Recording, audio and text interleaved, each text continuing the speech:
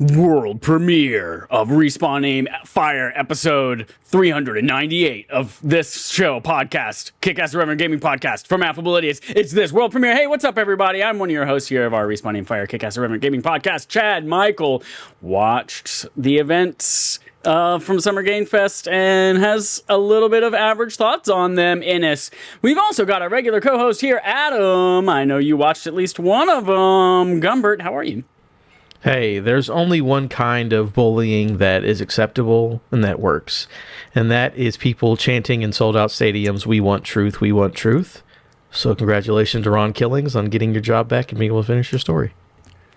Googling Ron Killings right now. American professional wrestler.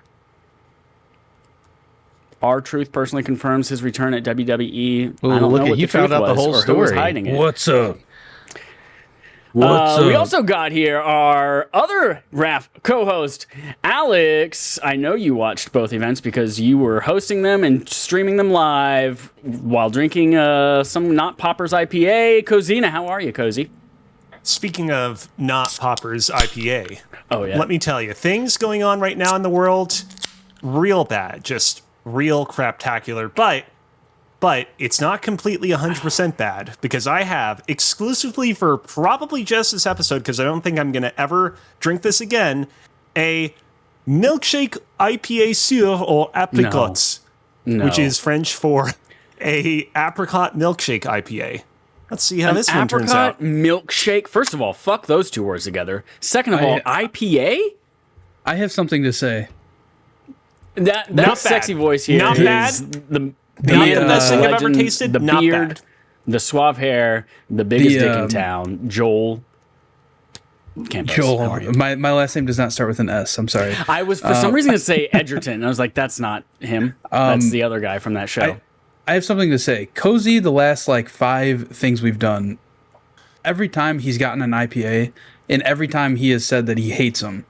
So I'm wondering why he keeps buying IPAs and these double IPAs. Every time he's like, this is the last time I'm going to have this IPA. And then he just has a new one the next episode.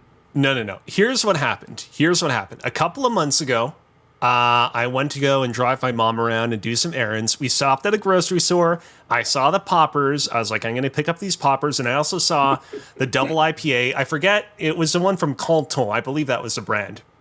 I picked that up because I'm like, oh, this looks kind of nice. I had the Canton IPA on the Rafter Dark episode that we recorded recently, and I thought it was surprisingly enjoyable. And I was like, you know what? We have both our Summer Game Fest and our Xbox Showcase live reaction streams coming up. What if I got IPAs like themed around the colors of each respective stream, you know, to kind of keep within the theming of it all? And those two IPAs were terrible. Those two ones sucked. But the one I had during the Rafter Dark episode, and so far, this one, not bad. Not bad at all. I want that on the record. I have a coworker named Canton, and then you look at his name and it's just spelled Quentin. I was like, dude, you're a fucking liar. You know who else is a liar? Anyone who said they watched us, but they weren't here on Monday evenings around 8:30 p.m. Eastern Time, because that's when you can watch us on twitch.tv/AffableIdiots. And you can also catch us on demand on YouTube and podcast services on Wednesday mornings at 9 a.m. Eastern Time. And this past few days, we have a couple of live reactions to Jeff Keighley's Summer Game Fest keynote and the Xbox announcements that are up right now. They were live streamed on demand as well, so go check those out. We are not going to be going in depth with our coverage on those two events today. We are just going to call out, since we have, 2 whole reaction videos to those, we're just going to call out some high-level thoughts, maybe mention a game or two or some kind of announcement that really tickled our pickle, and then we're going to jump into some playtime and some Switch 2 stuff, because we got some Switch 2 review thoughts and ideas, etc., etc., etc. That's all coming up real soon, but before we get there, a couple of housekeeping things. One, your barf game for the month of June is still Hollow Knight. You all unanimously voted for Hollow Knight so many times in May that we decided you really wanted to play it again. So we're doing it for June. Actually, it's just a longer game, and we all actually wanted to play it this time. And by all, I mean I suggested it, and nobody said no. So we're playing Hollow Knight again this month. continue to slog on through that thing. And then if you want to be part of it, you can write in your thoughts to respawningfire@gmail.com. Is anyone checking that email address? Yeah, I check it every day. Okay, cool. I just realized I haven't looked at it since probably PAX East a year and a half ago. So I'm glad you are. So yeah, write into respawningfire@gmail.com and Adam will check it. Or you can be on the show if you message us ahead of time enough and we can coordinate getting you on the show. And if you want to vote on what's coming up next month in July, what we're playing for our backlog accomplishment with Respawn and Friends, you can do that by going to patreon.com/respawnandfire, where you can vote on whatever it is that we've asked you to vote on. And that will influence what we play. While you're there, you can click on the link that is exclusive to you until the end of the month, and that is for After Dark Episode 5, which is now available exclusively, world premiere, exclusive, Halo Master Chief voice for patrons. And After Dark Episode 5 is about, I know we just fucking recorded this thing, and I already forgot what it is. Planes, trains, and automobiles. Stories involving planes, trains, automobiles, and buses as well. Yep. All the places Joel and his friend Joe threw up in his life. So go check that out. And if you're not a subscriber, you get last month's After Dark, which is our everything but video game talk radio episode, where Cozy gave a little overview of his non-video game related aspects of his Japan trip. And Joel and Adam played Where's Waldo, trying to find video game developers in the backgrounds. Did they find them? Can't tell you. I wasn't there. And so yeah, go watch all that shit right now.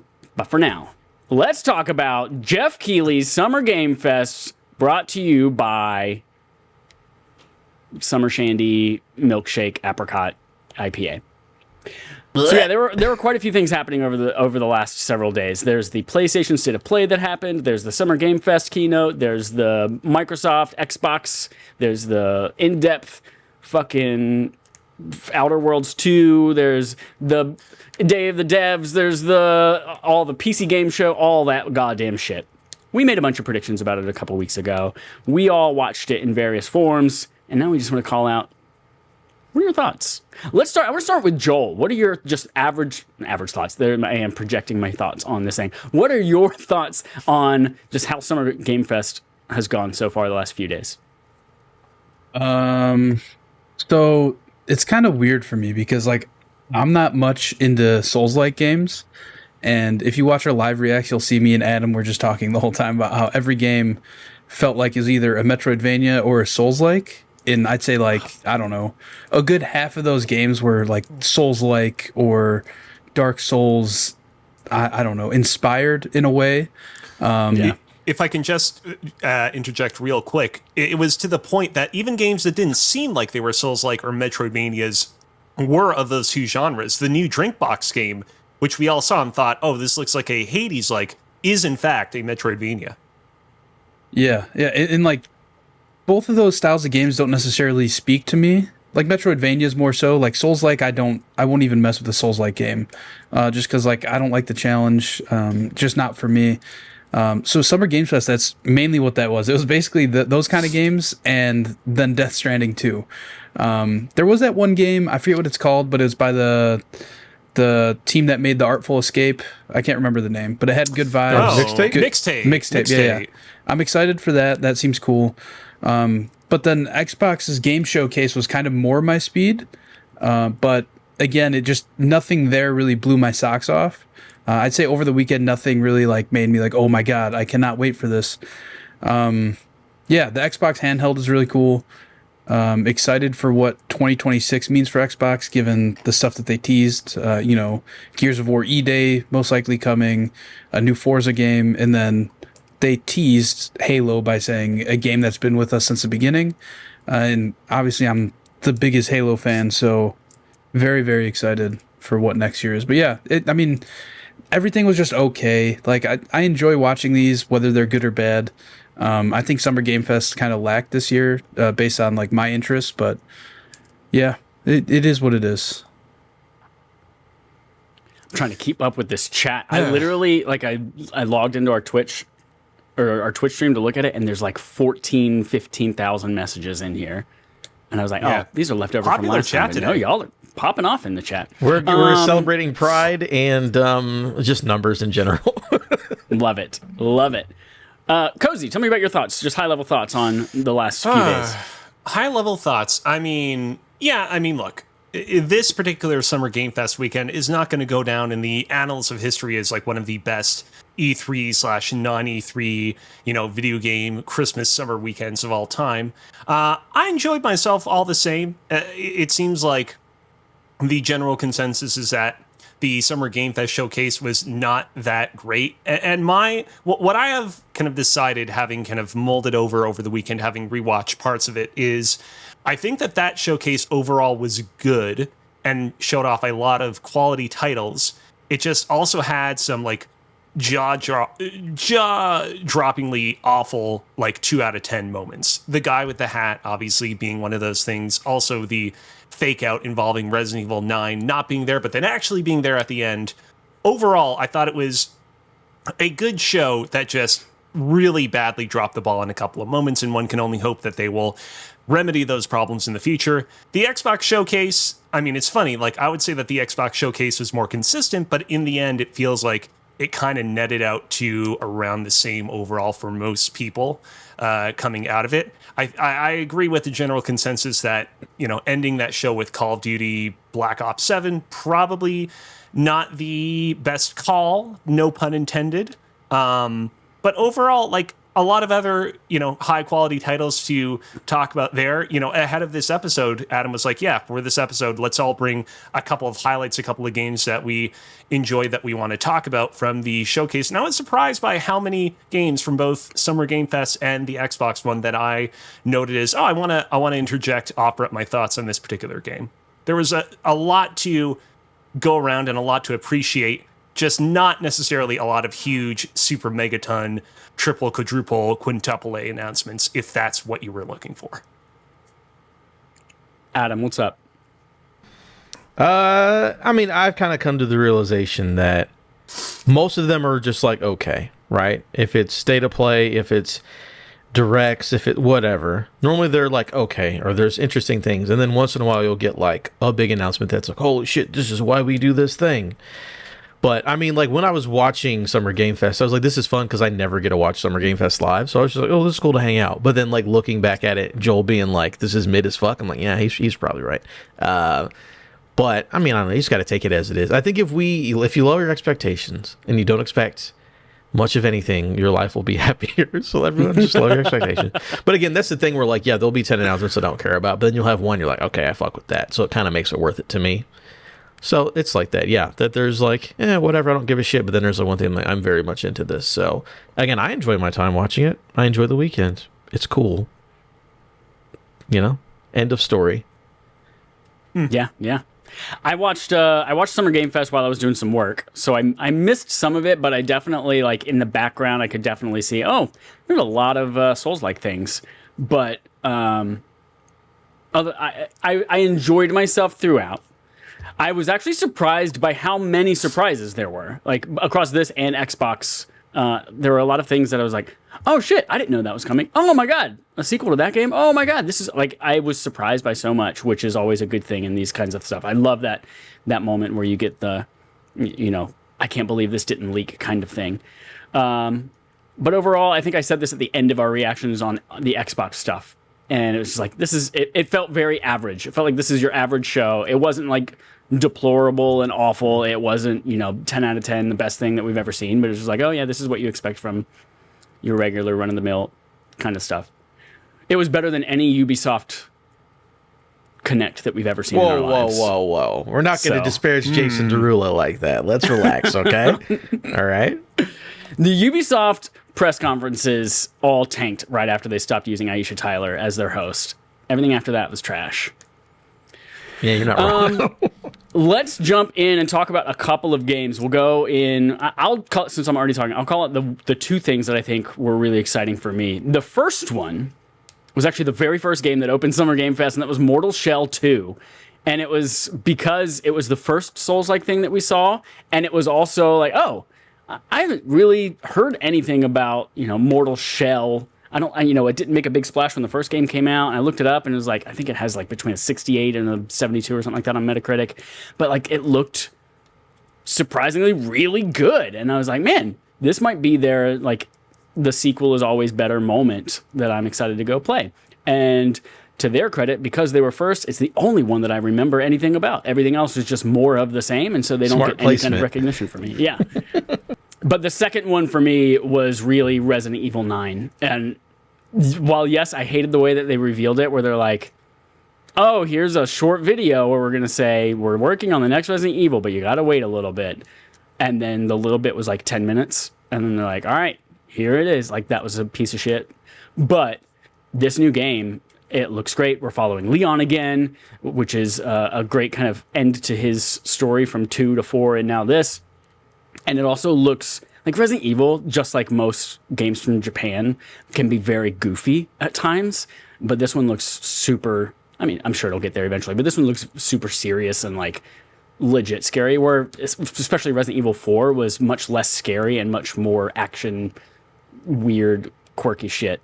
So I'm pumped for this. And of course, it's coming out 10 days after my birthday in February 27th, 2026. So I'm excited to play that for my birthday. And this finally gives me the excuse to go up and finish Resident Evil 4 in VR before this one comes out. So I'm pumped as a baby bitch for this. So I was those are wondering my where two you're going to games. finish that. I got a question for you, Chad. Yeah. Because I'm with you. Obviously, Resident Evil 9 ending the show makes sense because it's a big game. Were you perturbed or not by them saying it's a fake? So I was watching Bob's Burgers, and it's when Linda does a play in the restaurant, and she says at the beginning of the play, "I'm not the murderer," and at the end it was her. She's like, "It's a twist." They're like, "That's not a twist. That's a lie. A lie is not a twist." And then being like, "We don't have it here. Sorry, guys." And then like, well, sorry, it's here at the end. Again, it's fun. It's a trailer, but like, what the fuck was that even for? Why did they do that? That was so stupid. That was very, very dumb. So dumb. So dumb. What else? Who's got something cool they want to talk about? I want to talk about some cool stuff. Yeah, I Cozy, want to tell me. give a big shout out to Atomic Heart 2, which was shown at Yeah. Summer Game Fest. Shout out to that- them for keeping going with that franchise. Yeah, I want to preface this by saying I never played Atomic Heart 1. I remember it got good, middling to good reviews, and I was like, cool, there's enough on my plate right now, enough other interesting games I can play that I don't feel obliged now to check this out. But that trailer for Summer Game, for Atomic Heart 2, it teased a pretty wild shooter, even more wild than the original Atomic Heart, and I find myself it's definitely a game that is now on my radar. Not that it could have been on my radar before when we didn't even know it existed. But yeah, I'm just excited because like in the absence of a proper BioShock 4, I'm happy that we're seeing other developers kind of reach into that weird part of our minds and deliver a game that delivers on that same level of just quality and creativity in the like, I forget the name of that space, like the immersive sim first-person shooter space. So shout out to Atomic Heart 2.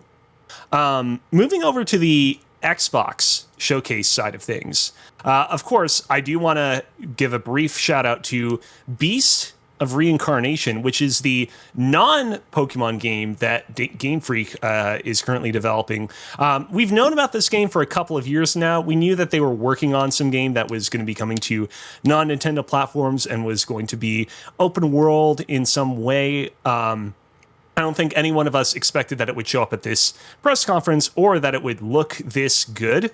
I mean, I'm just really excited for this because, like, obviously this is not the first non-Pokemon game that Game Freak has worked on. They've worked on things in the past, like Little Town Hero, which we referenced during the live reactions. They worked on Harmonite, which was a 3DS game that was like a rhythm action game, Pocket Card Jockey. They've worked on many of these titles over the years, but a lot of these titles have always felt visually and tonally like you could just slot them into the world of Pokemon with a few tweaks. This game is definitively non-Pokemon in terms of its visuals and tone. And so I'm just really excited to see Game Freak like just finally just like to see their sort of creative talents unleashed and to really see them make something great that's sort of unbridled, that's unrestrained by a need to make something that feels tonally and visually in line with their other big juggernaut franchise. I actually have a little prediction about this game.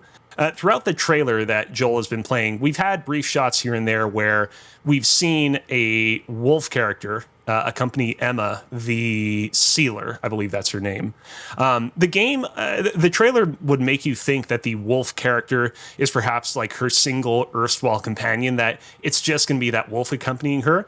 I would not be surprised. I would not be surprised if the game actually ends up featuring some Pokemon-like mechanics to it, where perhaps you can acquire and or train a bunch of other like animal companions or pets alongside you over the course of the game, that the wolf that you see here is like one of many. I would not be surprised if this game features that kind of system, and I hope it does, because like my one real, light, like surface level complaint about this game is game does kind of look like a lot of other games that we've played as of recent. Set in feudal Japan, features sci-fi elements, robots, Souls-like gameplay, and the like. So excited to see where this goes.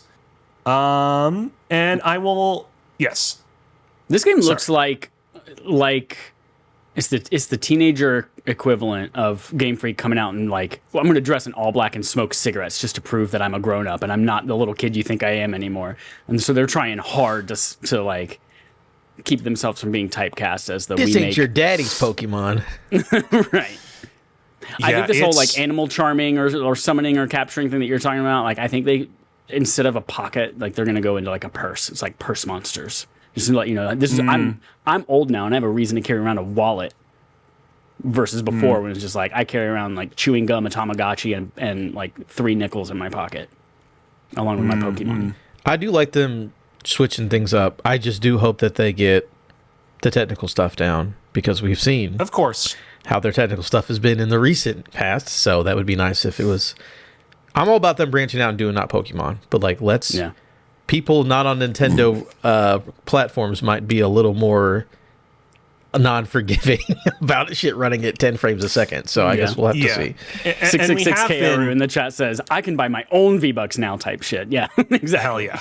And we have been deceived in the past. I remember when they showed off the first trailer for Legends Arceus, we were all wowed that they were making a Breath of the Wild style Pokemon game. And then the more trailers we saw of it, the more we were like, but this doesn't look or run as good as Breath of the Wild. So certainly we'll have to see more of this game before we can really render judgment. Last game I wanted to talk about, real quick, Clockwork Revolution. This was, I'm going to say it right here, right now, Clockwork Revolution, the best trailer of this past Summer Game Fest weekend. I thought it did a great job of doling out just humorous, entertaining writing, showing a lot of actual gameplay footage, and really just explaining what the game is, how it is that it's played on a minute-to-minute basis, the kind of character creation aspect of it all, the kind of role-playing aspect of it, which is something that wasn't really obvious from some of the kind of earlier footage we had seen of it.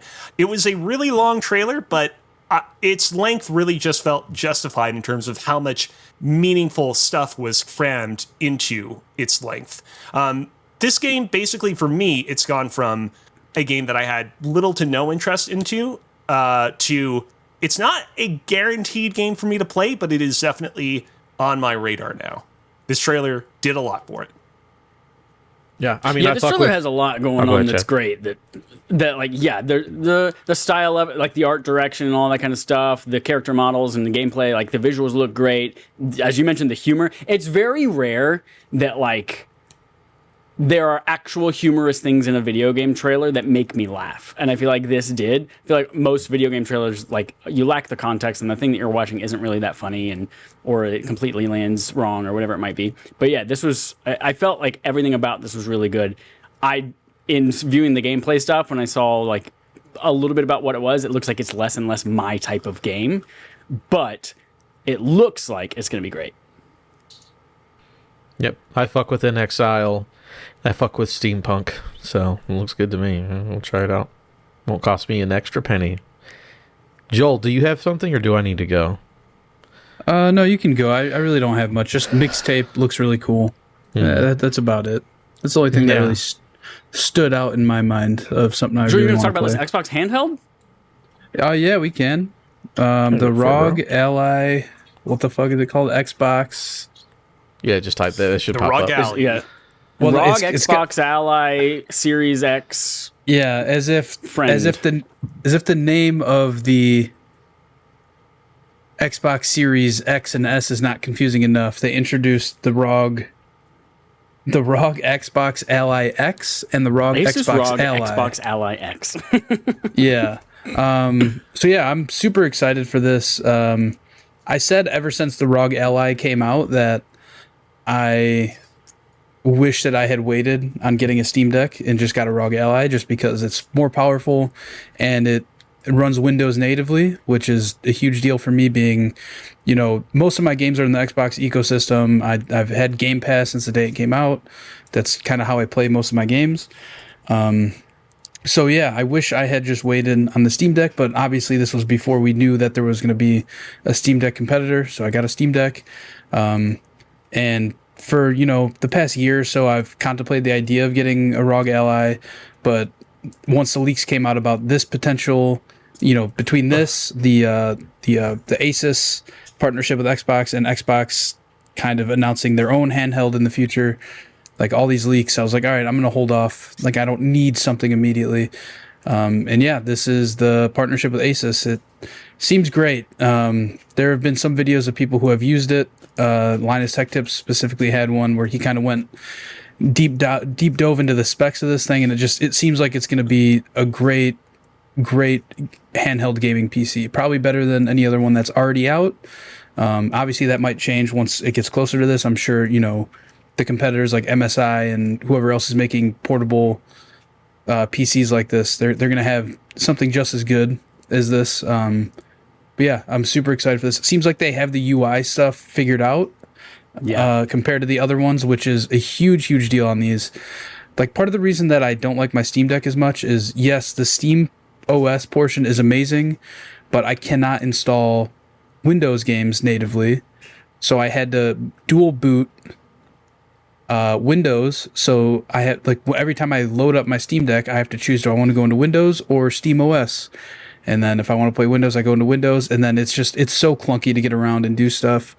It's really a pain in the ass. So this, if they really figured out, the interface and everything, and have their own version of, Windows that is more handheld friendly, this is going to be awesome. And this is just the tip of the iceberg too, because I'm sure that with the success of this, depending on like what their partnership with Asus looks like, they're going to make this version of Windows available for other portable handheld gaming machines, because it's, it is just Windows at the end of the day. So I'm sure there's some sort of limited partnership with Asus just to get the Xbox branding in on it. So yeah, we'll see. I'm very excited to see this come out, and I'm sure it's going to be $900 or more. There are a couple of interesting things from the Linus Tech Tips video that you sent that I think are really smart moves. The first one is that the ROG Xbox Ally, not the X, but the regular Ally, essentially has identical specs to the Steam Deck. It's like using the same chip. It is meant for 720p gaming, even though it has a 1080p screen.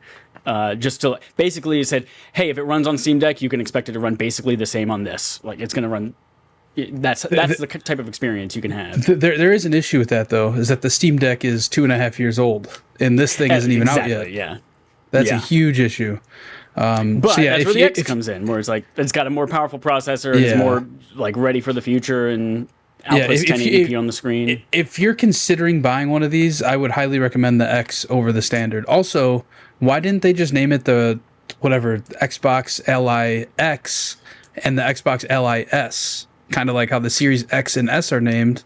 It's all weird to me. I don't know. All the portables have awful names. They all do. They do. Lenovo Legion Go Part 2. I'm guessing that they want to try and, like, with the next generation of actual consoles, Xbox wants to try and move away from that kind of shit.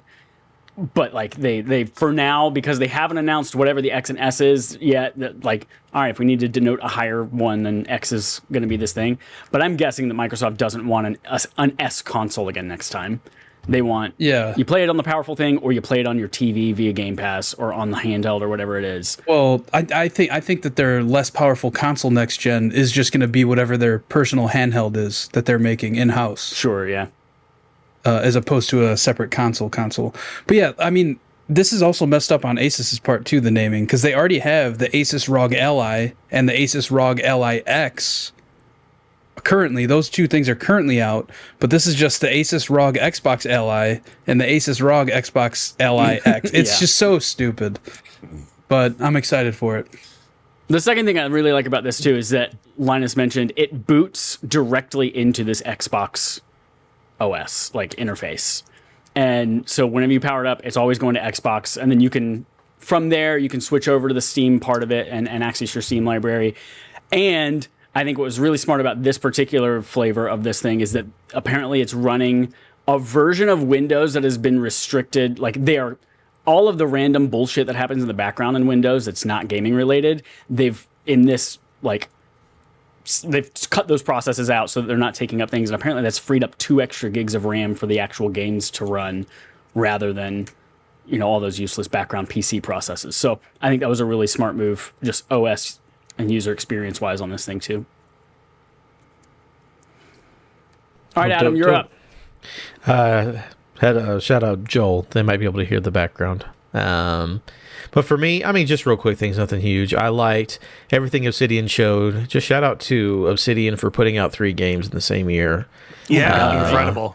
Fucking awesome. Love that. Outer Worlds 2 looks good. I enjoyed Avowed, and then Grounded 2 should also be fun because Grounded 1 is a ton of fun. And then the other one was the trailer didn't make me do a backflip in my chair, but I was excited to finally see James Bond. The State of Play trailer specifically, because they showed that game fucking 4 times this weekend. But the State of Play trailer, the cinematic trailer, was cool.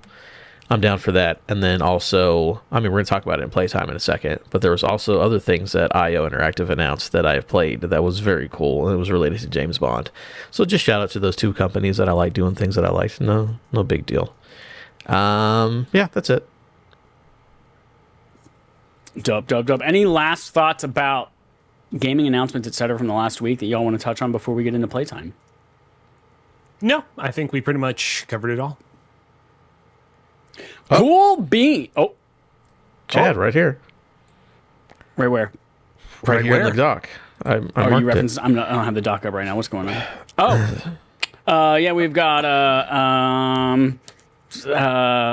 any music right now is leaving my head. Segment from Adam.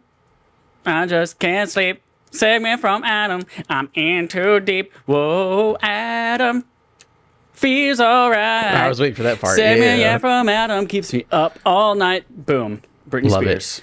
it. So Crazy. what I've decided to do at the beginning of the year, we played a little game. At the end of the year, whoever does better on predictions gets Best Gamer of the Year for Respawn Empire. It's a prestigious award, and everybody wants it. So obviously we made SGF weekend bets, but I'm also going to go over, because we're halfway through the year, bets for the whole season and see how we're doing so far. So I'm about to read through bets we did at the beginning of the year that are relevant. I'm not talking about things that haven't happened yet. So these are just things at the beginning of the year. I think it was January. We're like, this is going to happen by the end of the year. We get points based on how well we did. And I'm going to ask for some feedback on some of these, but I think my scoring is correct. Cozy, you have one thing so far that can be scored. Really? Cozy at the beginning of the year said Mario. I legitimately thought that I had no points on the board so far. Go ahead. You don't have much. Mario Kart 9 is announced. It has better online. It's placed in a hub world, and you can walk outside of the carts. As far as my scoring, I gave you 3 out of 4, which is 0.75 points. Would anybody argue that that is incorrect? Totally fine with me. Can you repeat it again? Mario Kart 9 announced. Did happen. Uh-huh. Better online. I don't know. I haven't played it. Hub world. I think that counts. Walk outside of the cart. No.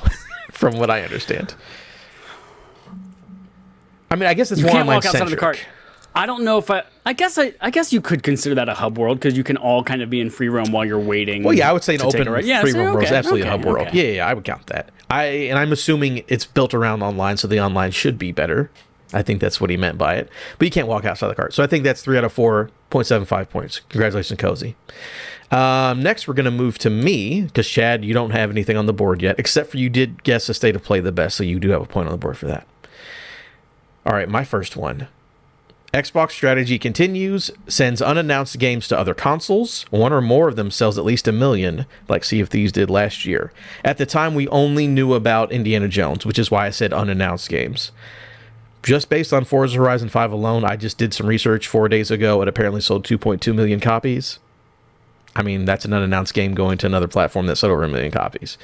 Sounds like I got that full point. Chad, you also agreed, so you also get a point for that. Boom. Congratulations for you, Chad. Hey, can I ask a question about Cozy's thing? Is that 3/4 of a point or 3 points? No, is that 3/4. 0.75 or is 0.75. cool, Yes, is what I gave him. Cool. The one, so Joel. Joel's was next. I have a question mark on one of these. Actually, all of Joel's are scored at this point. So congratulations, Joel. I do have a question mark for one of these. First up, GameCube and Wii are on NSO, on Switch 1 as well as Switch 2. GameCube is on NSO, but only on Switch 2. So I'm like, do I give him 1/4 of a point or half a point? He says GameCube and Wii, only one of those. On Switch 1 and 2, only one of those. It's not improbable that they might announce Wii for NSO later this year. I guess so they I would could. say you could maybe just hold off on this one. Okay. I would say, maybe hold off, or maybe put, I would say 1/4 of a point with like some kind of asterisk to come back and look at it again later. Because GameCube only came to Switch 2, Yes. not Switch 1. I put an asterisk next to the 2.5. And then, I'm sorry, Joel, I gave you this prediction and it didn't work out for you. GTA 6 launches this year as the best-selling game and highest reviewed AAA game of the year. Nope, the game's not coming out this year. Sorry, bud. Hey, you don't know that? Could. Still could. They could change it and push it up. You never know. But anyways, moving on. That's 0 points for you. I also agreed for that one, so I don't get anything for that. Next up, we did SGF predictions. So again, last week, we all guessed things, then we had over-under bets. I got a straight 0. All 3 of my predictions, none of them happened. We can ignore them. They didn't happen at all. It is what it is. I have a question mark for one of Chad's. He might get a point, he might not. This is going to be up to the group. Chad said we will see Microsoft's Xbox teaming up with somebody for an OS partnership launching later this year. I don't know. That Xbox One boots into the Xbox app It's in an a app. specialized version of It's Windows an that app. doesn't run It's Xbox. an app in Windows. I mean, it doesn't run in Windows. Windows. And there was no Steam on Xbox or anything. But it's like it's Windows like the Xbox runs Windows. Where it's not there was a traditional task PC bar. bullshit. There was a taskbar at the Only bottom. if you switch out of the Xbox part of it. I specifically also said there's not going to be a start button. No. I did not see a start button on that thing. So What you're do you saying mean- they're going to be Hold 0 on, for you, what do you mean Chad? by start button? The Windows bar A button start that button? says the start button in the bottom left that says start and goes up to my computer and control panel and all that It shit. has that. So does it? Shut up. Yep. I'm gonna find My you a thing- screenshot. my thing with this prediction is like, I'm hesitant to give Chad the points because it wasn't in the spirit of what this was. Even if he is technically correct, it wasn't what he was going for. Oh my god, And y'all so a I'm bunch like, of racists. I am gonna share my screen right now. Okay. Chad, I was willing to give you like half of a... I don't see a because this was start button. Right here. What's this? That's the fucking I start. can't Oh, see, you can't. I You can't can't see my what your thing. cursor is Right at doing. the bottom, that blue thing. That is the Windows start button. Oh, that's that a is Windows also logo. That's not a start yeah. button. That's the start. That's what the start Show me button where it looks says like now. start. Show me where it says start. You gotta So hover over it. That's what the Windows start button looks like now. Here's what I suggest. It was going to be a 2-point question based on spiciness. Obviously, it's that's not right. completely correct. How do you guys feel about giving Chad a 0.5? Because again, it's not technically an Xbox OS, but there is an Xbox specific app for the thing. I feel like also a 0.5 is like... specific version of software only running on the Xbox version of this Ally. Like the regular ROG Ally For does now. not run There's this a little one. bit of the spirit, but he's definitely not correct in the wording. But I'm like 0.5 out of 2, I think is... It's up to you guys. What do you think? I'm willing to live with that. I can live with that. All right. Joel? Yeah, I it's- can live with that. I mean, you have to live with it. Believe me, Joel already tried to argue with me about scoring, and it's not going to happen. I'm sorry. Chad, you got half Where's a the point out 9, Adam? right, Where's the It 9? literally was there. By the way, you voted for that one, so if you're trying to screw yourself out of a It point. came and went, Adam. It came and You're went. insane. The funniest one for me was, again, Chad didn't get any points on this. He said no VR mentioned at all, which was hilarious to me. Cozy, Hold on, none of yours... I do have a question. Yeah, go Resident Evil. Do we think that is going to be VR at any point? I know they didn't I say think it. it is. Probably. There was They always something do. about that. I don't know what. There's something about that. It was that, like the made me walking think it down was the gonna be hallway. VR. Like walking down the Yeah, hallway yeah, at one yeah, point gave me VR vibes. Yeah. Very cool. Cozy, And they've none of also yours... launched like 7 launched with VR, 8 had VR support not too far behind it, and so I think so. That's gonna happen. Cozy, none of yours are correct at all, so we can go ahead and skip over that. I mean, it's one of those things where, like, as I was making the predictions, I'm like, I'm here to make fun predictions, not to make predictions that are going to win. Yeah, who wants to win? Who wants to be a winner? Next up, Joel got one correct. He said Lies of P Overture Shadow drops this weekend. Let's go. It came out that day. That's only worth 1 point, but you do get the 1 point. So currently, downloaded Lies of P Overture live on one of our reaction streams, but I have not played it yet because I was busy playing Welcome Tour, which we will talk about. Oh my god, what a waste of time! And the second one for Joel, this is another question mark that I'm putting up to the group. It's Hollow Knight Summer, baby. New trailer and date for this year before November. Hollow Knight is coming out this year. It was reiterated by the developers that yes, it will come out before Christmas of this year. Well, that was reiterated on social media in response to the confusing as fuck messaging. But they did say that when this ROG Ally launches, before the end of the year, it will be on this ROG Ally when this thing launches. So that's the spirit of what they said. That's not what they said, but that's the spirit of what they said. It's weird. Yeah. So I can't wait. I can't wait for 2 months from now. Xbox is going to come out and be like, yo, guess what? We spoke with the president. Years are now 24 months long, which means that you're waiting a whole 12 extra months to get this. Sure, you don't like independent developers. We get it. This was initially a 2-point question. We don't know the date, so we can't say before November. We do know it's coming this year. I think that's worth 1 point for Joel then, since we don't actually have a date as of SGF, which is when these predictions I could matter. see, no, give me the point. I could see Chad just trying to stew some bullshit in his head right now. 1 out of 2 is what I'm saying. We didn't get a trailer. But we got a lot of gameplay on a device as they were moving it around and waving it. We didn't get a release date. We did get the year. I'm going to give it. I'm giving. We also didn't. They also did, like they said, coming before Christmas. So like, which is this year. That's not November. No, it's not November. That's why I'm not giving him November points. I'm only getting him this year point. So you're saying a whole half Wait, a point hold on, for hold getting on, both hold on. parts wrong? When do you guys celebrate Christmas? I celebrate December 1st. I bet you do. All right, so currently as it goes, Chad has half a point, Joel has 2 points. Now we're going to our under-overs provided by Dual Fan, sponsored by Dual Fan for the year. Kojima game shown off, 1.5. Chad, Joel, and Adam said more. There's only Death Stranding 2 as far as I remember. So, Cozy, you get 1 point. Guys, keep track of these points because I do not have it in my head. Joel has 2. Chad has half. Cozy has 1 now. Okay. Hold on, question. Mm-hmm. Didn't PlayStation show Metal Gear Solid Delta? That's not a Kojima game. That's a Konami game. You're right. You're right. Oh, okay, I guess. It's literally nothing to do with Kojima anymore. But it is a Kojima game by technicality. No. I hear you. Sorry, but no, sorry. Real quick, can you repeat the point standings? 1 for you, Cozy. 2 for Joel. Half for Chad. 0 for Adam so far. PlayStation Remastered shown was set at 0.5, so either 1 or 0. I'm the only one who said less. I went back and checked. Were there any PlayStation Remasters announced? I believe I get the point because I'm the one who said less. I don't remember there being like a Horizon Zero Dawn or any of that shit. Do we? No, I think you're right. For the sake of fairness, do we count the remaster of Final Fantasy Tactics? Not a PlayStation game. No, it's not. No. Another question. That was a do Game we Boy count? game, wasn't it? I have another like question. Do we count the remaster of the Astrobot DualSense controller? No, we will continue on. No? It literally says no. So That's who 1 gets point for points? me. 1 point for me. Because you guys all said more except for me. Game Pass Day 1 titles was set at 27.5. You 3 said more. I said less. It is less. There was 20 of them that had the Game Pass thing at the end of the thing. Wow, cancel your subscriptions. No longer great value. Yeah, they don't do it anymore. Only 20 games shown out of 30. Garbage. So yeah, it's 20. I get 1 more point, Cozy, because I'm the one who said less.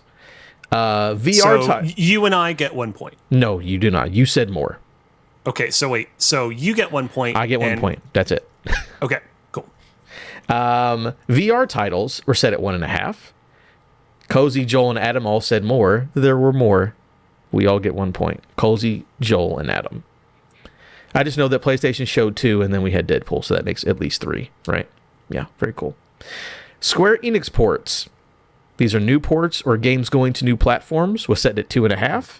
Cozy, Chad, and Joel all said more. I believe between Final Fantasy Tactics and then 16 and 7 coming to Xbox. That puts it at 3 for the weekend. which means that you three get points, correct? Okay. Cozy, Chad, and Joel all get one more point. Very cool. Next up, we had money lines, which is like, does this happen or does it not happen? Mina the Hollower shown off. Chad and Cozy said yes. It was shown off. Chad and Cozy get 1 point. All right. Blumhouse shows new titles. We all said yes. Blumhouse didn't fucking exist. Unless it was like in the PC. I don't know anything about a new Blumhouse game personally. So I think we all missed that one. Resident Evil Remake. Chad said yes. Chad is incorrect. Everybody but Chad gets a point. Wow. Hold on. Unless you can give me proof of a Resident Evil Remake announced this weekend. Blumhouse Games tweeted, X'd, they did it. Grave Seasons is a narrative-led farming sim with a terrifying twist, and it was shown, highlights from the Summer Game Fest showcasing exciting titles, notable as Crimson Desert, Curse of the Idol. Crystal Theater of Idols is a Blumhouse game that was shown at the PC something. Okay, they did show something. Cool. The points stay the same because we all said yes. So don't do anything, Cozy. It's the same points regardless. Everyone gets a point but Chad for Resident Evil Remake. Resident Evil 9, Adam, Chad, and Joel said yes. Unless Joel wants to argue himself out of a point, I believe that means Adam, Chad, and Joel get a point on that one. And then finally, Magic the Gathering shows off new collab sets. Cozy's the only one who said no, so Cozy, give yourself 1 point. After all of the bets and all of the predictions and everything we did, what is the final score for everybody for SGF? Adam, you have 5 points. Joel, you had 6 points. I myself had 6 points. And Chad had 6.5 points, which means that Chad is the winner. Wow, congratulations, feels Chad. Great to be a good gamer. Chad has 2 wins. He got the State of Play from earlier this year, and then he got the SGF predictions winner. Chad is up on us currently for the year, so congratulations, Feels Chad. good. Very cool. That's my segment. We can finally get to Switch 2 talk because everybody wants to know. No. We gotta do playtime, y'all. Playtime. Everything that we didn't play on Switch 2. Which is a couple of things for me, at least. Adam, let's start with you because you have on here. Yeah. We'll get to Switch 2 in a second, everybody. The only thing is that, so during the SGF, Mads Mikkelsen came out. He said, I don't care about Kojima. We're not talking about Kojima. We're talking about James Bond, baby. So I did play the Hitman level, where the limited time mission, where you have to kill Mads Mikkelsen's character from Casino Royale in Hitman. It's about a 30 to 45 minute mission. I think it's all new VO from Mads Mikkelsen, and it's really fucking cool. I very much enjoyed it. I love Hitman. I've had it downloaded for like the last 2 weeks, just dicking around with it anyways. And you get to kill Le Chiffre. And it's really fun. It's very, very cool. It's very much like, oh man, I forgot what he did in the movie because I would have been smarter about the way I went about this assassination attempt if I remembered. But it was really cool to see him in there. And again, I think it's all new voice lines, but it was a fun thing. And then I think you unlock like his suit and stuff after you kill him. But it was a really cool level. Shout out to IO for getting that crossover because that was super cool to kill him. I've now killed Mads Mikkelsen and Sean Bean in that video game. So, dude, I'm proud of you. Dope. Very cool. What about Mr. Bean? You can't kill him. He's actually unkillable. It's insane. It's really weird. That's it for me, though. Cool. My non-Switch 2 games. Now, I've gone to putting phonetically the pronunciation of each syllable of the game rather than the letters that stand for the first thing. And so now I got to remember what these are. HLN, Hollow Knight. That's our barf game again for the month. So play Hollow Knight. I will tell you more about that whenever we discuss that at the end of the month. I did boot it up temporarily on Nintendo Switch, though. We'll talk about that in a second. And then the second one here is LOP, Lies of P, y'all. This was the Respawning Fire Game of the Year in 2023. It was. We all unanimously decided it was the best game of the entire year. No, we did not. not. And it was better than that was before I was here. Yeah, it was better than Baldur's Gate 3 was the decision. Which is when everyone stopped paying attention to Respawning Fire after that podcast came out. So I went back to this because Overture was announced and Shadow dropped. Not announced, but it Shadow dropped this weekend. And I was like, let me finally go back and and beat this thing. And I found out I put 8 hours into it. And what a great time to go back to it, because along with Overture, they updated the game to now have difficulty settings. And so what was really great about this is I jump into the game, I forget fucking everything. It's been like a year and a half since I played this thing.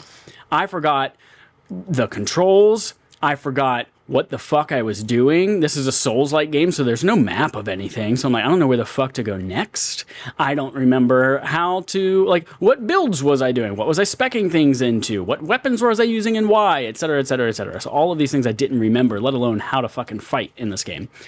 And so what was really good is that I was able to put it on like story mode difficulty. They basically, you have normal difficulty, and then they give you 2 levels of easier underneath of that as options. And so I was able to put it on story mode difficulty until I finally felt like I remembered where I was and picking things up and all that kind of stuff. So I played on the easier difficulty for about an hour, and then as soon as I came back up to the first boss that I was going to face, I put it on hard or normal difficulty again. And I'm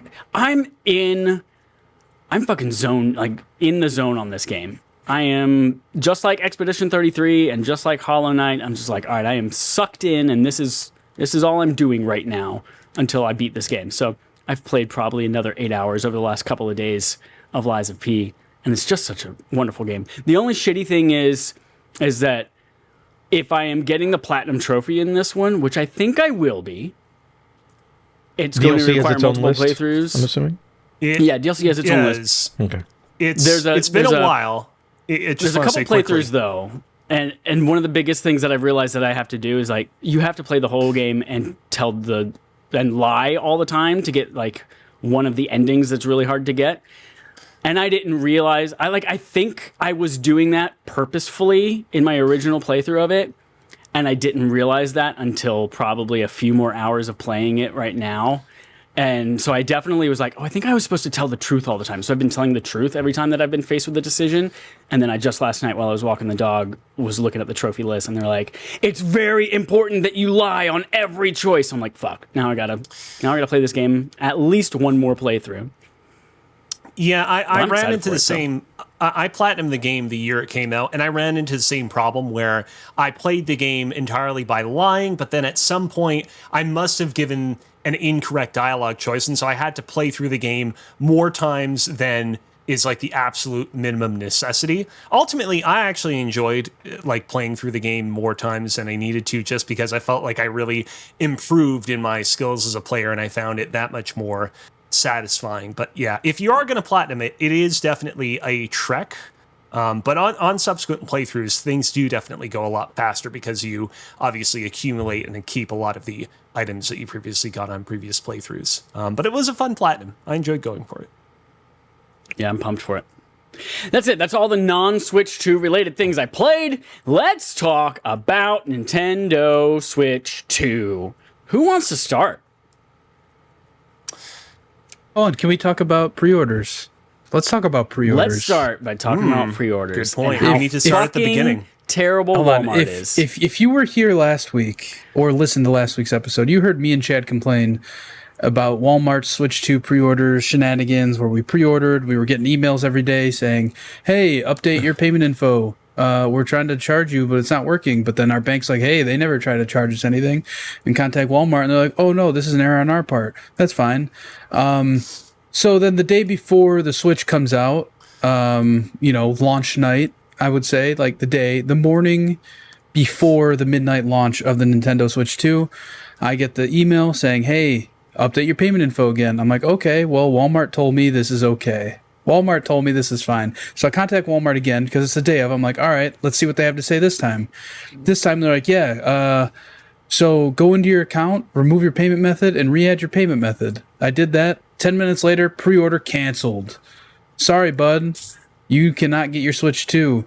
Even though it was saying that I was going to get it on like Friday, or no. This one wasn't giving me this was Matt's. So this was the one that was going to get to Matt's house before 9 a.m. It had the shopping bag as if it was being delivered directly from a store, and they just canceled it on the spot. And when I asked why, they were like, oh, this one's canceled because we just don't have enough stock. I'm like, what the fuck? And then like 20 minutes later, Wario64 is like, hey, Walmart's gonna have Nintendo Switch 2s on their website at midnight. That's the so- shittiest thing of all of this. Yes, that really That really they were pissed like, me off. Hey, we canceled enough pre-orders that we finally have more to let you order tonight. Yeah. So that really, really pissed me off. And then the one that was supposed to be getting delivered to me just wasn't updating. Like I hadn't been charged. I was getting the same email. I wasn't going to update it or anything.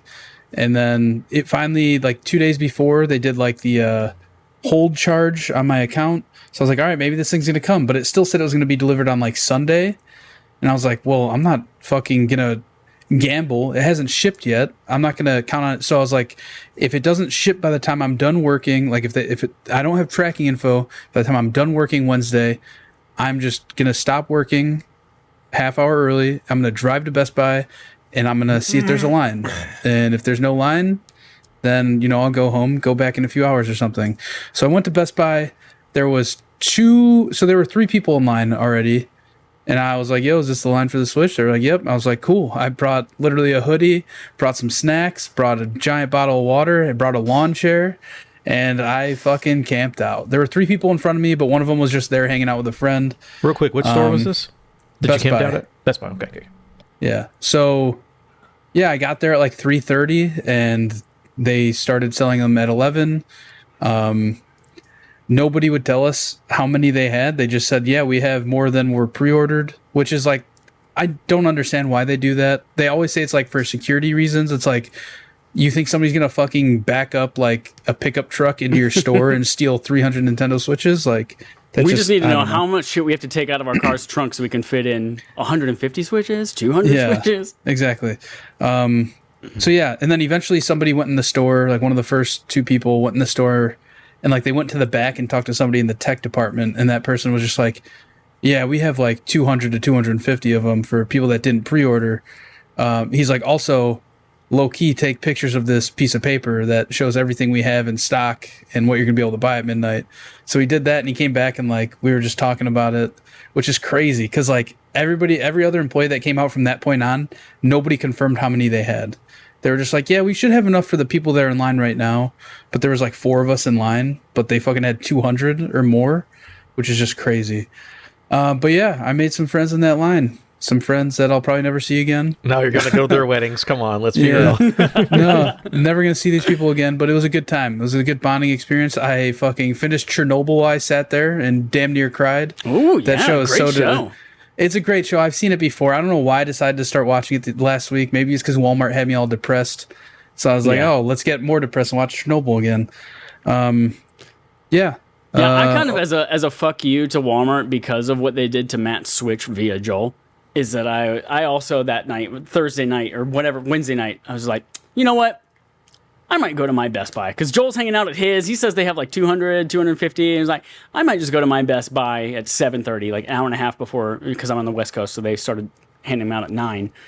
So yeah, I went over to my Best Buy, 7:30. I was 64th in line, and by the time we finished, by the time like actually everyone got their Switch, it was like maybe 120, 150 people total.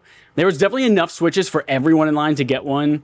And I was just sitting there texting Joel and Dane and my friend Donovan. All were at different Best Buys, all sitting in line, sending pictures like, oh, Joel just got like a little ticket with the number on his. Cool. That means we're going to get a ticket with a number on ours eventually. And then you see the person come out 5 minutes later, start handing out tickets and all that kind of stuff. It was a good experience. Like 90 minutes of sitting in comfortable weather, making friends with people in line, in person at Best Buy. It was good. I did. And then I you did get contrast that my with, Nintendo oh Switch yeah, your 2 like limited edition medallion commemorative coin. Best They ran Buy out 5 people ahead of me. 2025 is what it says. Best Buy Oh, 2025. Best Buy. And then you contrast that with the whole month and a half of, leading up from Walmart and all that shit. And Losing then Walmart sleep. changes my pre-order to say, hey, it's no longer guaranteed by 9 a.m. It's coming by 10 p.m. on launch day. And I was like, fine. I got my Switch. I'm not even going to set an alarm tomorrow because I got the day off work. I'm just going to wake up when I wake up. I woke up at 7:43 just on my own. And I looked at my phone. AM? And I had a text message. Yeah. Yeah, I'm a grown-up now.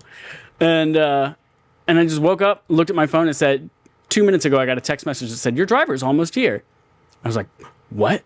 And I live in a like apartment building with like a lobby and a door code and a gate and all that kind of shit. And I'm like, oh fuck, this person's not going to know how to get in. And so I threw on clothes, grabbed the dog, ran out in front of the building, and then it was like Instacart, but not Instacart. But like you could see on Walmart's website, there was like a little car on a map, and it showed that they were in front of my apartment building. But then like there was clearly nobody sitting in a car or looking for me in front of my apartment building, and I spent 20 minutes trying to find this person and this person trying to find me because our complex is difficult to navigate, and there's a button that says call your driver. So I called the driver. Driver only spoke Spanish, and I couldn't understand any of it because, you know, it's shitty microphone on a phone and it's a language I don't really speak. And so I couldn't even tell, like, is this a wrong number?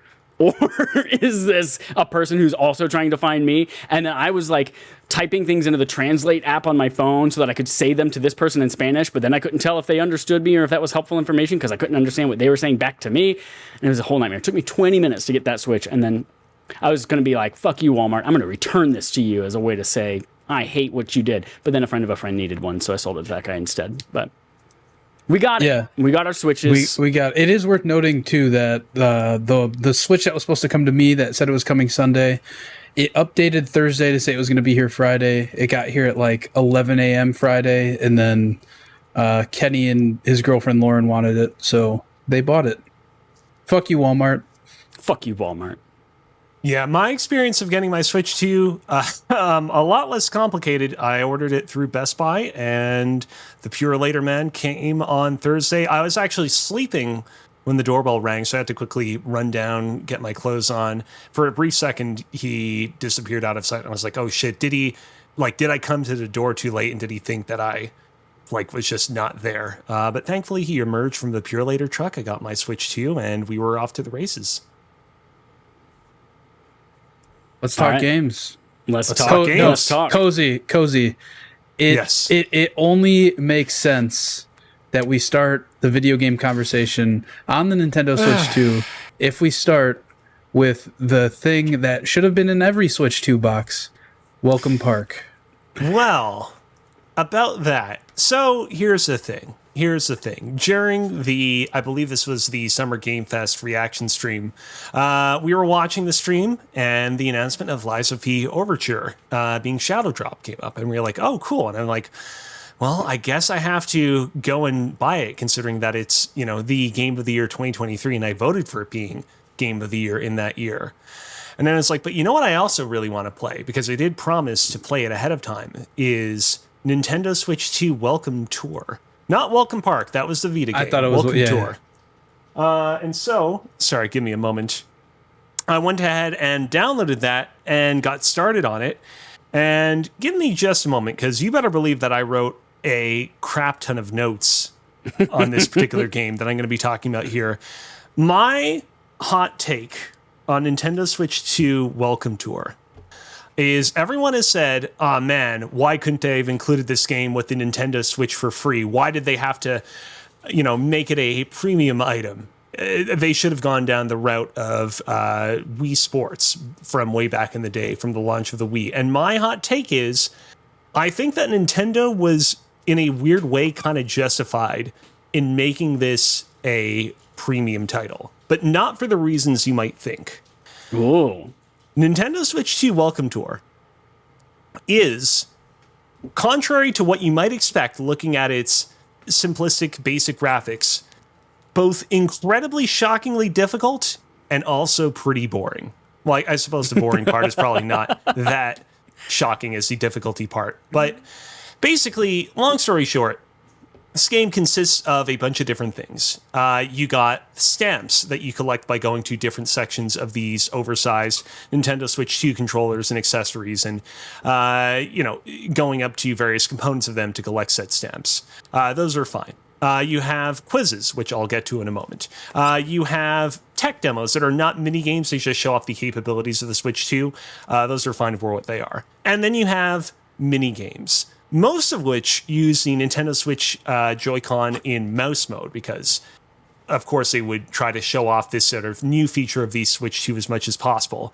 And they are incredibly, incredibly hard and not very imaginative. Right now, what you're seeing on screen is a very early minigame that you unlock in which you have to control a UFO and have it avoid falling spikes.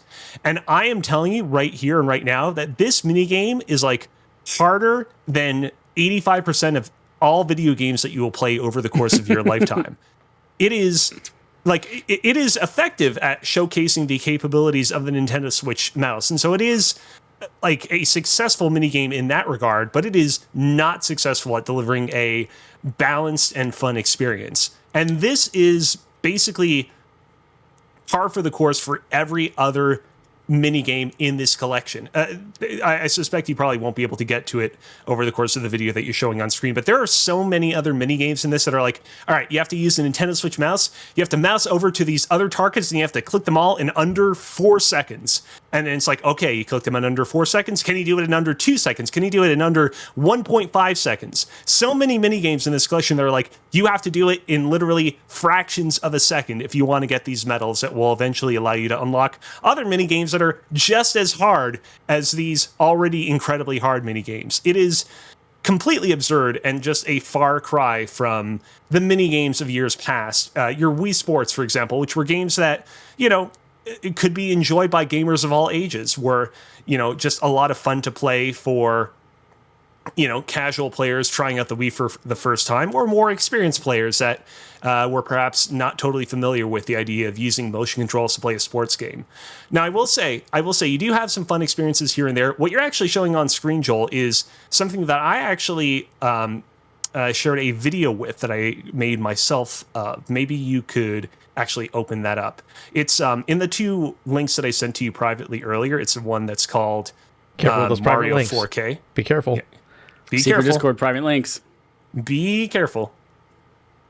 So yeah, this is a video that I basically assembled together from my time playing through the game. This one is actually not a mini game. This is what the game calls just a tech demo. Basically what it is it's like, hey, the Nintendo Switch 2, can now display games in 4K. It can connect to 4K TVs, and to demonstrate just how grand and how large 4K is compared to the games of yesteryear, here is the original Super Mario Bros. Mapped pixel to pixel, 1-to-1 on like the largeness of a 4K display. And so that's why it's incredibly small.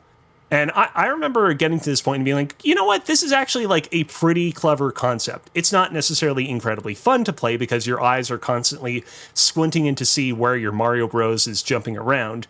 But it is like a clever little idea that I enjoyed playing through. But for the most part, none of them really have the same sauce, the same creativity as that particular minigame. And then you have the quizzes. I alluded to these earlier, but basically the quizzes are like, hey, walk over to this particular section of the Joy-Con or the screen or the wrist strap, and we're going to present you with a bunch of pieces of information about this particular peripheral or aspect of the Switch, and then we're going to quiz you on the information that we just gave you. And my issue with the information is, like, for someone like me who's really in the deep of it, who like really cares about Nintendo history and really wants these sorts of information dumps to go deep, it doesn't go deep enough to really satisfy my interests, but it also is like not, I would say, welcoming enough or like kind of simplistic enough that I could really see it like being of interest to like a younger player who might pick up Nintendo Switch 2, welcome to, and be like, oh, I want to learn a little bit about the history and development and the ins and outs of video game consoles. Like, my whole thing with Nintendo Switch 2 Welcome Tour is like, I really do find myself questioning, like, who is this for? Its minigames are very simple and flavorless in a way that might be appealing to less experienced players, but they're also way too challenging. Its quizzes are like too in the weeds for casual gamers. They go just a little bit too deep into the ins and outs of how the console works in ways that, again, more casual gamers might find boring. But also, it doesn't go deep enough to really spark the interest of more hardcore people like me. It's sort of stuck in this weird middle space of being satisfying for neither type of person that might try this game out, which is why at the end of the day, like, my theory is that Nintendo deliberately chose not to make Welcome Tour free. They deliberately chose to make this game a premium game because they understood that this game was not it. And they feared that people that might jump into it and play it for free might be turned off from playing not from playing it, but like from becoming more invested in the Switch console, that they might play this game and be like, oh man, if this is representative of what the Switch was going to have to offer for me in the future, I don't want in on this. In the opposite way of how you might play Wii Sports on the Wii and be like, oh wow, this is really fun and innovative. I'm excited to see what the Wii holds for me next. And so I think that they priced this game at $10 or whatever the hell it was in Canadian dollars, specifically to discourage people from getting this game.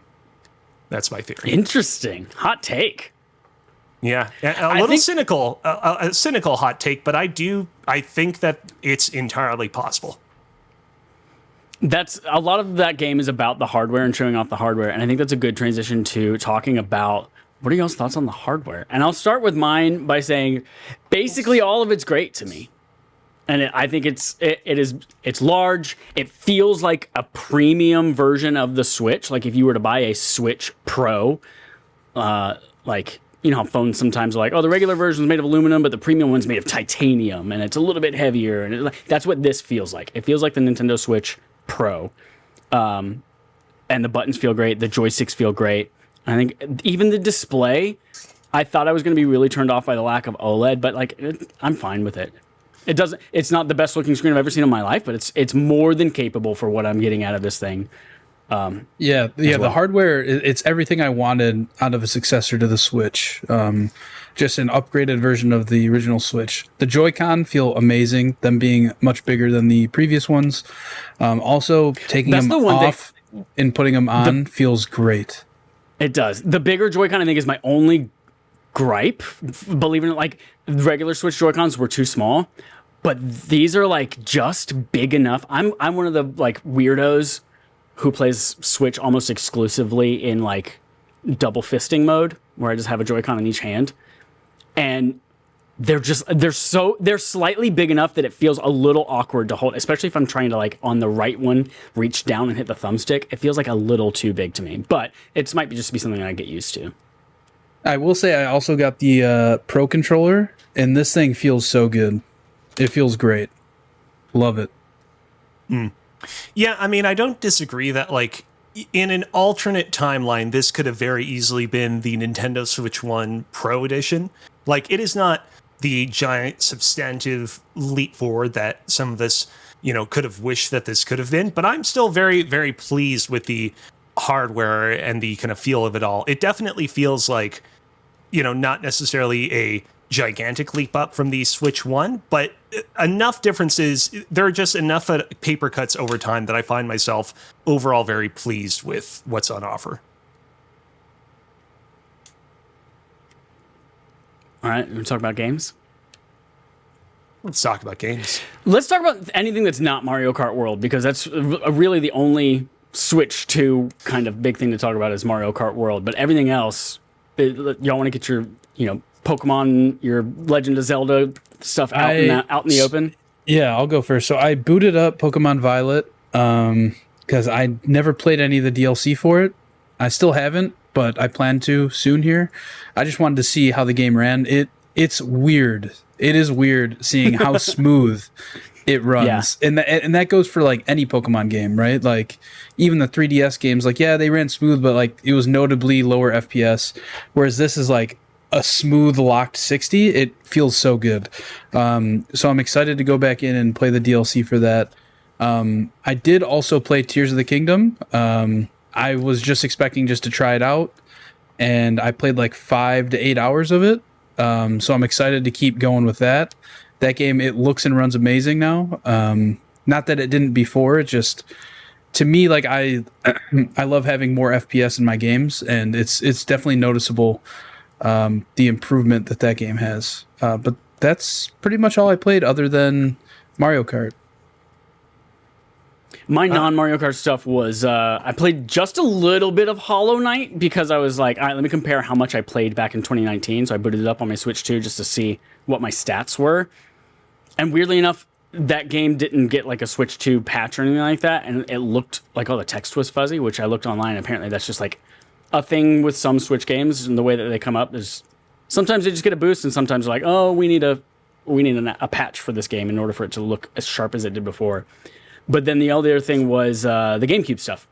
I played Soul Calibur 2 for a whole match because I played Soul Calibur 2 on Xbox way back in the day, so I was a Spawn boy, so I never got to play as Link. And then playing as Link, I was like, oh shit, this game is hard. This game is very hard. I played one match and I said, cool, I'm done. Let me go play F-Zero. And I played F-Zero for a little bit. I was like, oh, this game is good. And I got the GameCube controller. Ooh. And shout out to my friend Donovan, who also bought shiny. a GameCube controller for me and just sent it to me because I wanted 2 of them and he didn't want any of his. And you can only get 1 if you're an NSO member. So, yeah. In terms of non-Mario Kart World games, I played a little bit of Mario Kart 8 because I had a friend on the original Switch that still wanted to play a little bit of that as well. Ran totally fine, not really noticeably different from the Switch 1 version. I played a little bit of Metroid Dread because obviously we got Metroid Prime 4 coming up later this year as a big showcase for the Switch 2's capabilities. Metroid Dread, I mean, honestly did not feel noticeably different from the Switch 1. Metroid Dread is one of those games where after playing it for a few minutes, I'm like, performance-wise, game runs totally fine. I really do hope that they do put out a 4K patch for this game at some point, because there are a few moments during some of the cutscenes where you really zoom in on Samus Aran and the environment around her, where you can tell that, oh, this is built on a system that couldn't quite handle those higher resolution textures. But overall, performance-wise, very fine. And if you look in the chat, Joel, I also included a link to another YouTube video. This is for Mario and Luigi Brothership. If you remember, back when this game came out back in November of last year, I played this game for a couple of hours, and I decided, you know what, I'm going to hold off on playing this game on the Switch until I get the Switch 2 to play it, because I just found the loading times in the game to be pretty egregious, especially when loading into random enemy encounters in the game. In the little video that I kind of spliced together, I did a comparison to show the kind of loading times from loading into battles on the Switch 1 versus the Switch 2. And unfortunately, I discovered in doing so that I am not immune to the placebo effect, where when I was playing the game on the Switch 2, I was like, oh man, it feels a lot faster. This feels great. And then when I compared the footage while editing them together, I realized, oh, it takes about 4 seconds to load into enemy encounters in the Switch 1 version. And in the Switch 2 version, it's 3 seconds. It is faster, but not dramatically so. And so now I'm thinking Mario & Luigi Brothership is one of the games that did not receive a Switch 2 upgrade patch, and now I'm thinking I should probably just wait for that upgrade before I continue playing it. I would hope that it will receive said upgrade soon, because this game came out relatively recently, and I would imagine that games that have come out within the last year are more favored to receive upgrade patches versus games that came out like many, many years ago, like a Fire Emblem Three Houses, for example. But yeah, ultimately, I don't know exactly when I'm going to be playing it next. But yeah, the those issue are all I the games have I played. is it being Nintendo. Who knows? They could just not update any more Right. games, or they could update everything. Or it could be in the middle. Like, nobody knows with Nintendo. They're so weird.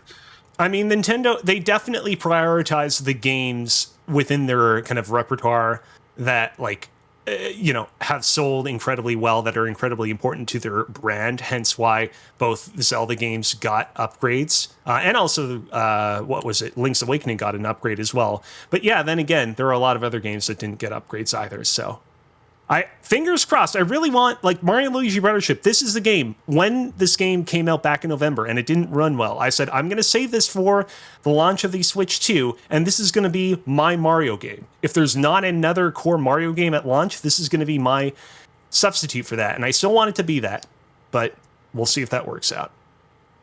Damn. All right, boys, let's talk about Mario Kart World. Let's talk about Knockout. What is it? What's it called? Knockout? No, Knockout Tour. Knockout Tour. Knockout Tour. I have played Knockout. I've played 5 matches of Knockout Tour. 2 of them. That's it? 2 of them were, yeah, that's it. 2 of them were with, I told you, Elise has hijacked my Nintendo Switch. Oh, that's at any right. moment she can. She's been playing. Oops, that's not what I want to do. Here we go. She has hijacked my Whoa. Switch, so I've only played 5 total matches. 2 of them were with Chad and Dane. One of them was with John Hansen there as well. I won both of those. Came in first place in both of those.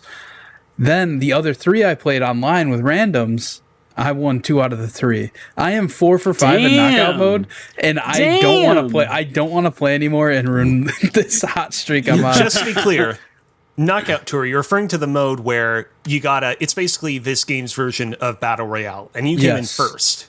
I came in first in 4 out of Wow. the Yeah, you 5 play I've played. 4 tracks back to back without Yes. any pausing in between, and they slowly And whittle down the here's stragglers. Here's the thing. This is also an issue. I don't know if it's like something to do with my monitor or the HDMI cable I'm using. The one that I lost, so it was the first time I had my Switch docked, plugged directly into my monitor because I'm in the middle of packing for a move, and I had unplugged my capture card and everything. So this was going directly into my monitor, and I launched Mario Kart, and it started doing like a weird HDR thing where like my screen would go black for like 5 seconds at a time, and then it would pop back in and say like, okay, you're playing at 4K with HDR on. And then like 40 seconds later, it would do the same thing over again and be like, all right, you're playing at 4K HDR still. And then so I had to change my settings to disable HDR. So I don't know what's going on with that. I don't know if it's an HDMI cable thing or a monitor thing, but that wasn't happening when I was going through my capture card with the same settings. But that's the knockout tour that I came in like probably almost dead last in, was because it kept happening in the middle. And so like I'd be going through a turn, my screen would just cut to black and I wouldn't know where the fuck I was going. But yeah, I want to play a bunch more knockout tour. That game mode it's so much fun, especially because like I liked Mario Kart Online enough, but it was a lot more fun with friends, obviously. Whereas knockout tour is so chaotic to where I enjoy it playing it solo. It's just a ton of fun to me.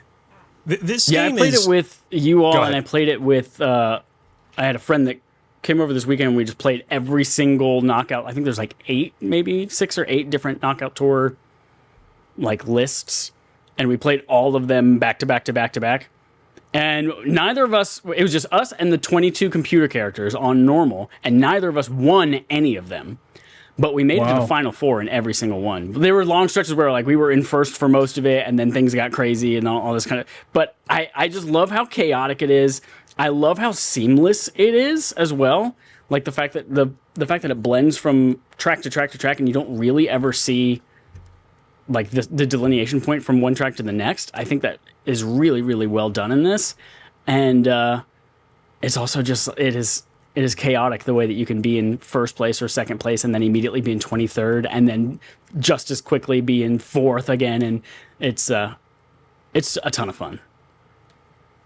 Yeah, this game is interesting for me in that going into Mario Kart World, I very much thought like, okay, this is going to be my replacement for Mario Kart 8. Mario Kart 8 has served me well over the years, but it's time to, finally get a substantive upgrade to it. And my kind of like overall take on this game is both fantastic, but also not really a replacement for Mario Kart 8. The ways in which it's a great game, the ways in which it excels are very different from the ways in which Mario Kart 8 excels. And I can definitely see myself continuing to play both games for like a very long time to come. I think that when it comes to the kind of more traditional like race mode in this game, I find that the way that they, conceived a lot of the tracks in this game of having them not be courses that you loop around in over and over, but instead having them be these transient tracks that like are gradually taking you from one side of the entire Mario Kart world, the titular world of Mario Kart World, to the other. You can tell that it's like hobbled together from various places as opposed to something that sort of feels incredibly kind of handcrafted. And I don't find that as just satisfying as, say, the kind of courses that we got in Mario Kart 8. But Welcome Tour is where I feel like the transient nature of a lot of the game's tracks really shine, and where I have definitely Knockout had Tour? the most fun. Knockout Tour. Yeah, you said welcome Yeah, you said tour. welcome tour. Knockout Tour. Goddamn. I thought you were trying to tie it back into your game of the year welcome tour. I'm infected eternally now. And so, yeah, I've really been enjoying it in that regard as just this kind of fantastic experience that serves as a a vessel for knockout tour, so to speak.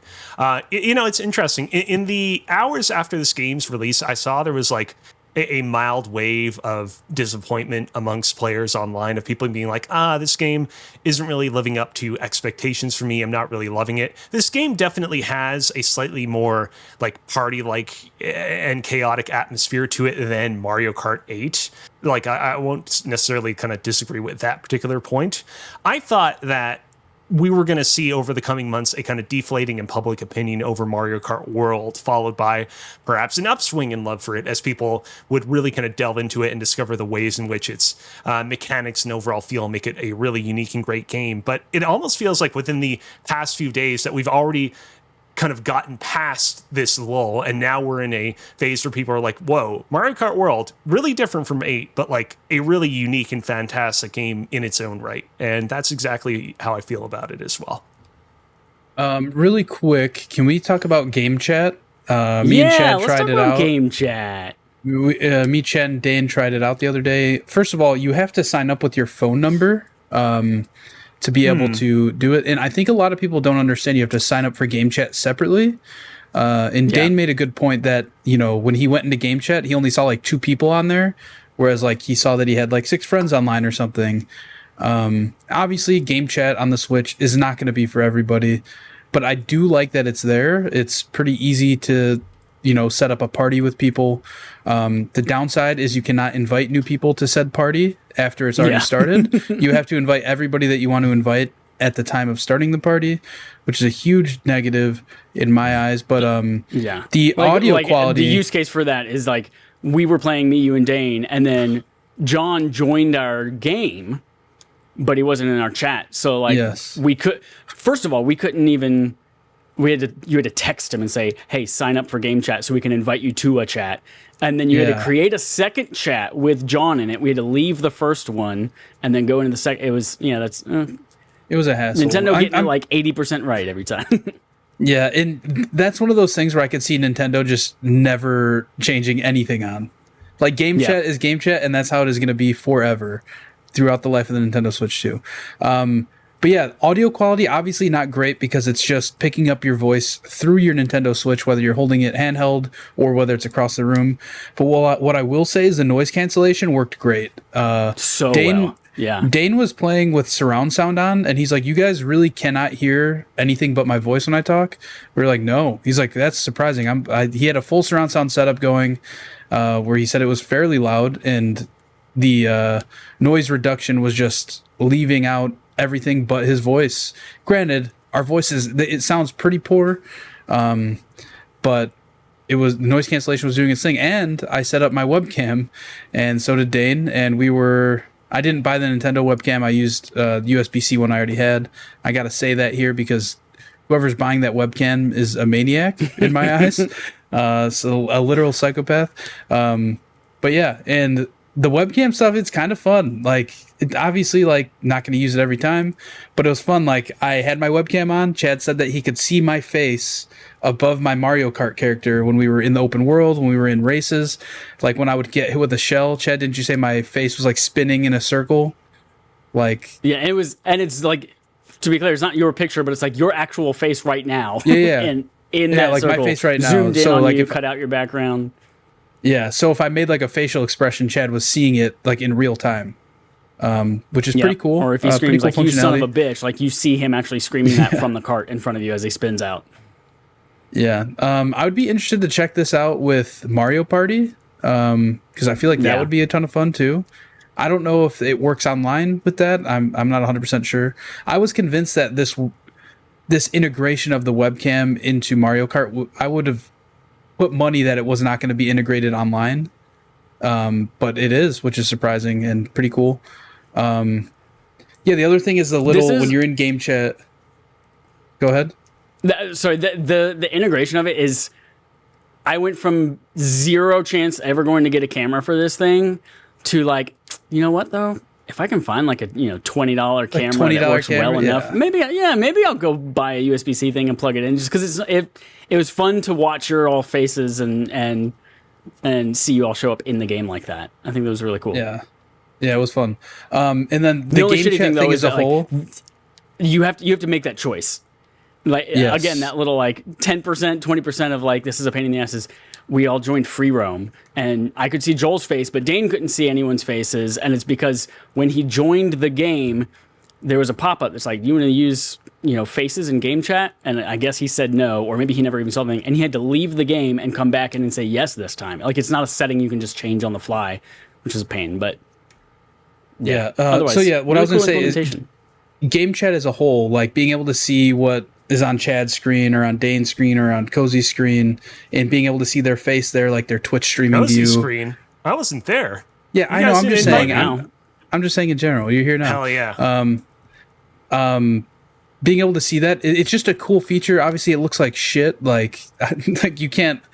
Like if I'm trying to describe Cozy how to do like a combo in a video game, like in a fight, like in Soul Calibur, let's say, I'm never going to be able to tell what moves he's doing just because the quality is so low. It's like 5 frames a second. But it's still cool that feature is there. Cause like what if it, cause you could be playing any game. You don't have to be playing the same game. Yeah. We could all be on different games playing, and then Chad could be like, dude, look at this fucking thing I just found. And then you can just, see what he's looking at. Overall, game chat, not a bad feature. They definitely should have just integrated Discord into this thing and called it a day. Yeah. Would have solved everything, but Nintendo and little kids, they gotta protect the children, so they're gonna do their thing. My last thing I'll say about Mario Kart World, other than I love it and I think it's great and I had a ton of fun with it, is free roam was the biggest surprise to me. Like I thought, oh, that's a cool thing to do while you're waiting, and then it turns out that's where I've spent the majority of my time playing this game is in free roam, because it's not just you get to go to the tracks and drive around the tracks and do whatever. Like the entire world is connected, and there's so much content that's not on the tracks that you race, that's just in between the world. And there's we brute force to the costumes. Like you can unlock the costumes for all the characters by like, all right, let me go find this specific food at a Yoshi stand, and then I'm just gonna one after one change character, get that costume for this person. So I got all the costumes unlocked for everyone. Which another pet peeve is not every character has costumes. Like I went in and my dude, I was like right off the bat, Hammer Bros. Turns out Hammer Bros has no costumes. So motherfucker. So I was like, all right, Mario has like 12 and I'm not a Toto's Donkey 3. Kong fan, but Donkey Kong having one costume is a crime. Right? Although it's a dope costume. That monkey doesn't like wearing clothes. It's just it's, Just the that's necktie. how he is. But the other part of this free roam, other than like the costumes and then like driving around and shit, is that there are so many just little things to do, whether it's collecting princess coins that are in like weird up and, out of the way kind of areas, or trying to get to the binoculars to find all the question blocks that you can drive over across each particular land. And it's tracking that information too. Or you come across a P-switch and you hit it and it's like a 20-second challenge. Can you get to this part of the map fast enough? Can you grind on these rails in a certain way? Can you collect these blue coins before the timer runs out? Like that kind of shit I think was so fun and engaging. It almost too kind of reminded me of like, maybe it's Forza, but I haven't played Forza, but in my brain, the analog that I have for it is Tony Hawk's Pro Skater, where like you're all right, I'm gonna go try to grind the rails at school, or I'm gonna try to do the thing where I get the helicopter to take off this time. It's like those little things every time you go in for that 2-minute run. It's like, I'm gonna try to do this thing here. And there is so much of that to do. My only gripe is that I recently learned is that there's no payoff to any of that shit. It's just you do it for the sake of doing it. The only reward is these little stickers. Every single one gives you a new little sticker that you can put on the side of your cart that no one will ever see. And they're cool designs, don't get me wrong. But there are just hundreds of these stickers. And this one's like, all right, here's a bird that says headlights on it, and it's white and red. And then you complete another P block and like, here's the same sticker, but this one's black and red. And it's like, cool.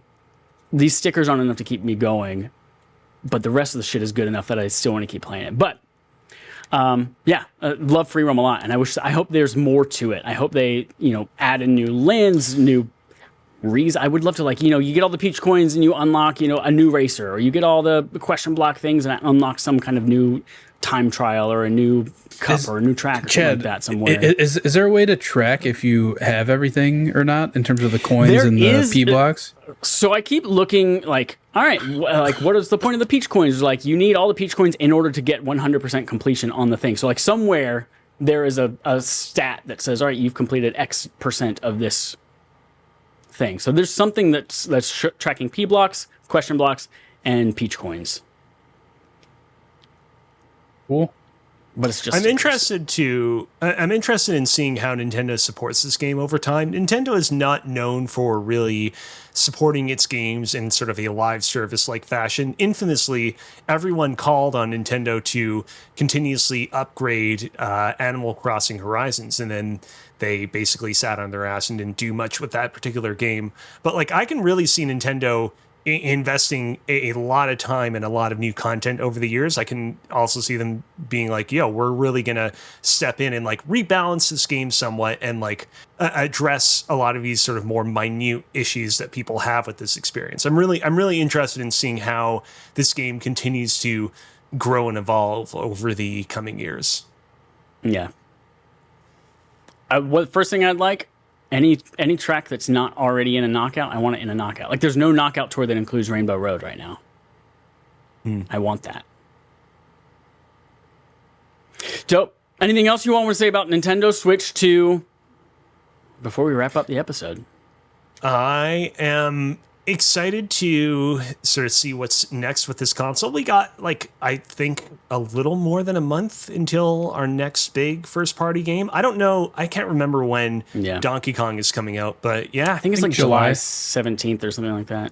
Which is fine by me because I got to catch up on Lies of P and a bunch of other games. Yeah. In a weird way, I know there were a lot of people complaining like, oh man, there are not too many new first party Nintendo titles at this particular console launch. But where I'm at right now with all the games on my current backlog, I thought it was just the right amount of games for me. So that's the thing I told Dallas. I think it was. He asked me like, "Hey, or Matt said, how's the Switch or whatever it is?"